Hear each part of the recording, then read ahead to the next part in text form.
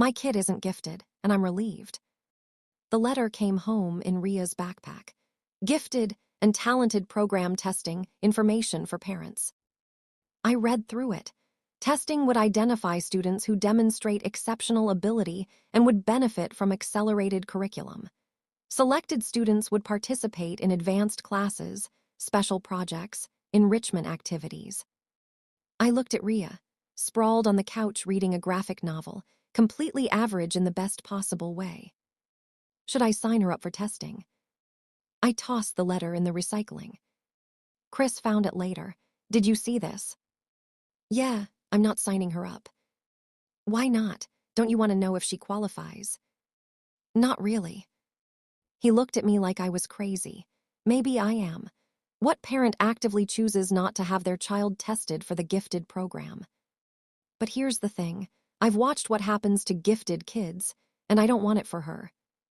We weren't gifted. Neither Chris nor I were in gifted programs growing up. We were just regular kids. I got mostly B's, some A's, some C's. I was fine in school but not exceptional. Nobody ever told me I had so much potential or that I was capable of greatness. I was just a kid who did okay. Chris was the same, average student, played sports but wasn't a star, had friends, got through school without anyone identifying him as particularly special. And you know what? We turned out fine. We both have college degrees. We both have careers. We're functional adults who pay our bills and raise our kids and live normal, decent lives. Being regular didn't hold us back.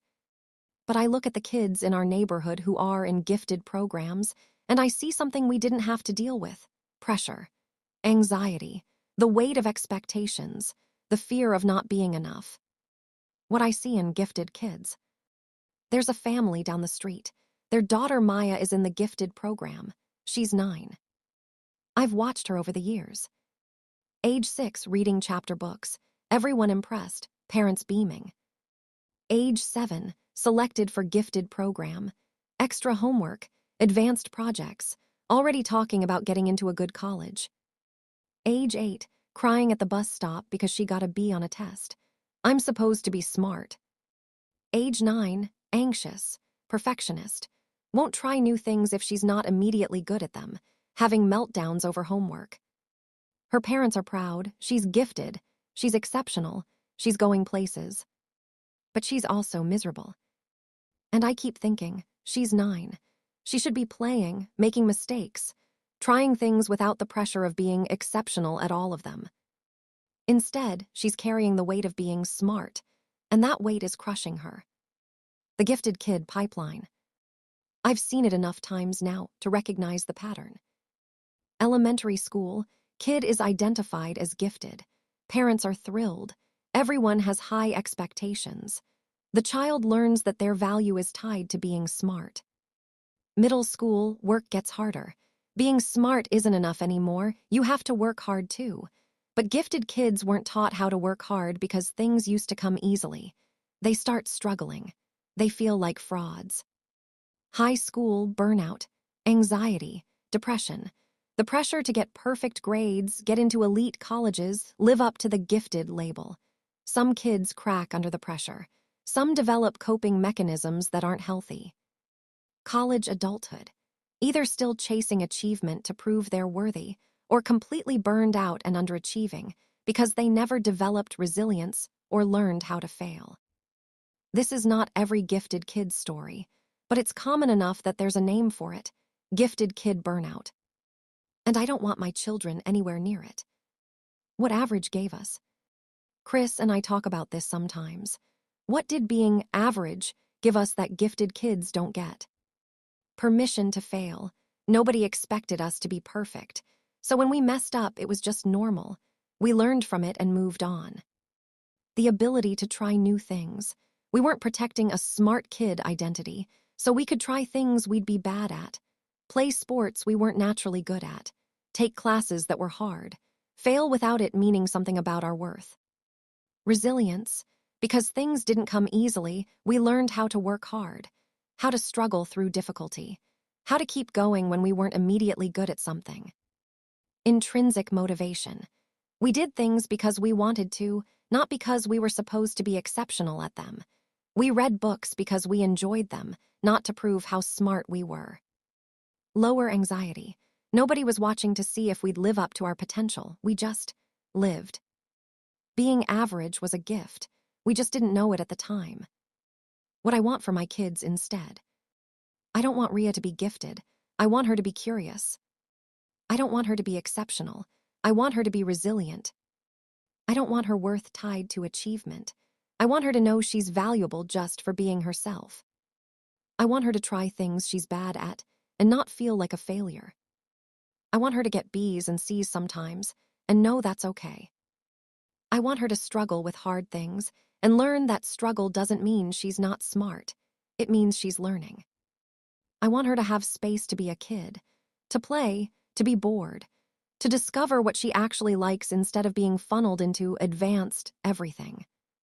I want her to be average, beautifully, wonderfully average. The conversation at school pickup.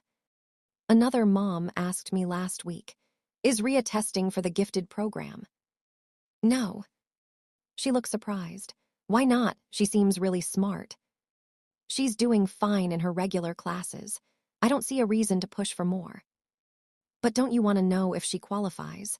It's such a great opportunity. Opportunity for what? More homework, more pressure, to spend her childhood trying to live up to a label.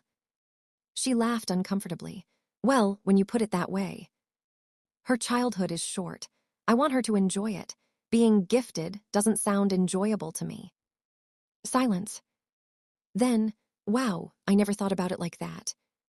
Most people don't, because we've been sold this idea that gifted is better. That exceptional is the goal. That average is something to escape from. But I'm not buying it anymore. What research actually shows. Here's what's interesting. Long-term studies on gifted kids don't show what you'd expect. What people assume.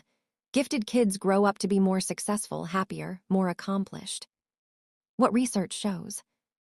Gifted kids have higher rates of anxiety and depression. They're more likely to be perfectionists.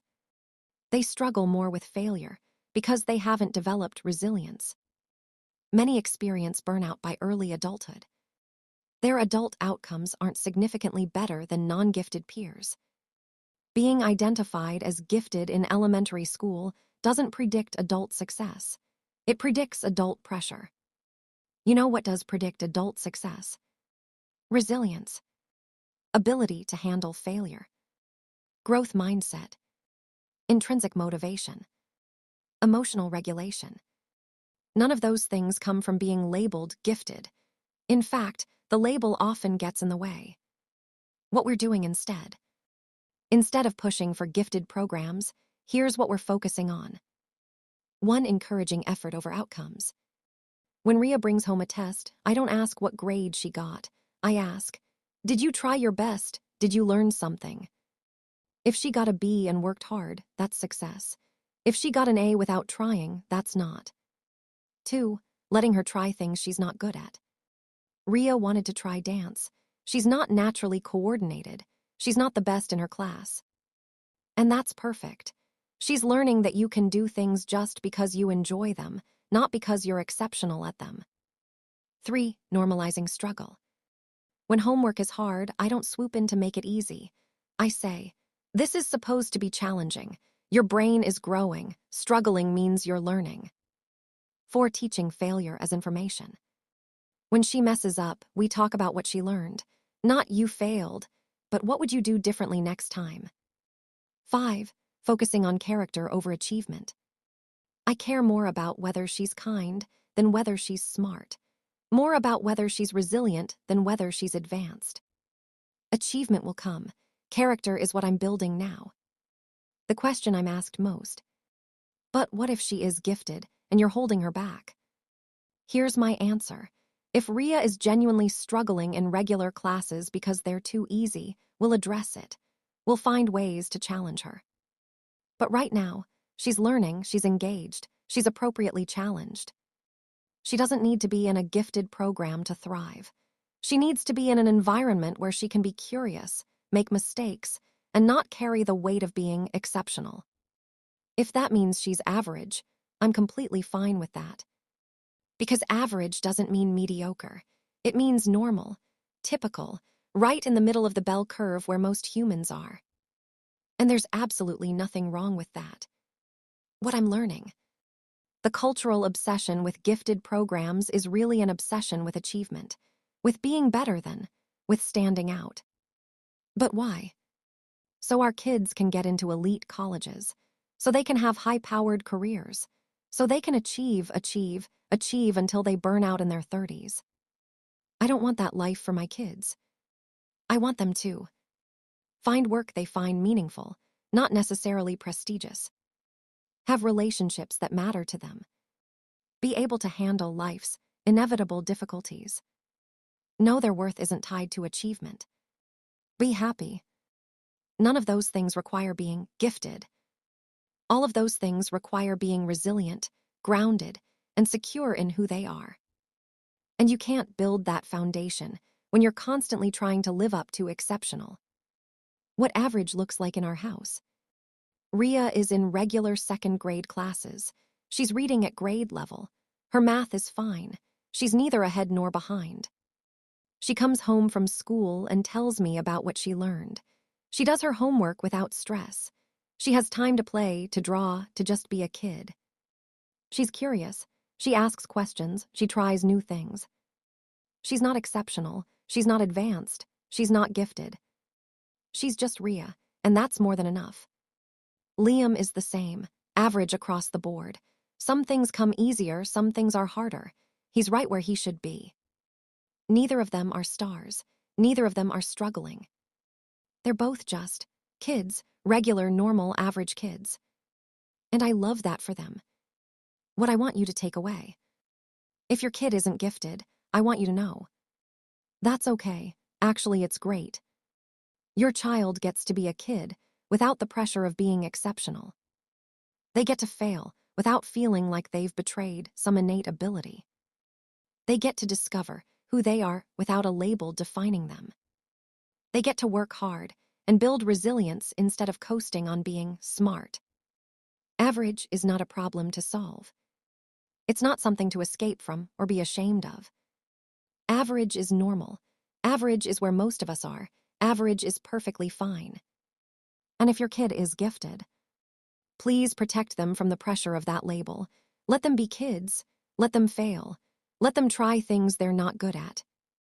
Don't let gifted become a cage they can't escape from. The bottom line: the letter for gifted testing is still in the recycling. I'm not digging it out. Ria doesn't need to be gifted to have a good life. She needs to be resilient, curious, kind, capable of handling difficulty. She needs to know her worth isn't tied to achievement. She needs to be allowed to be average. And that's exactly what I'm giving her. Not because I don't believe in her, but because I believe average is enough. Because I was average, Chris was average, and we're doing just fine. Our kids will be fine too. Maybe even better than fine. Because they won't be carrying the weight of being exceptional. They'll just be carrying themselves, and that's the lightest burden of all. Is your kid gifted, not gifted? Are you feeling the pressure to have them tested or achieve more? How are you navigating the achievement culture? Let's talk about it.